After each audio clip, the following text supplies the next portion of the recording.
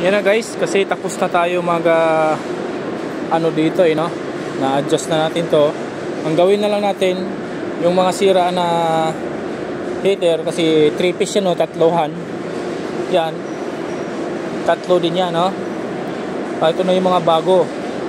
Tapos may napansin pa ako dito, maliban dun sa may mga tama, mayroon dito isang sira. Yan o, butas no, may butas. Kaya yun yung sigurong dahilan na sumabog no, sumabog yung breaker natin, kasi talagang dumirect siya sa loob, kaya malakas yung amperahe. Kaya yun ang nangyari sa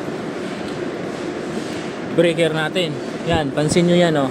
Yung may mga gas-gas yan, yun ang papalitan natin no.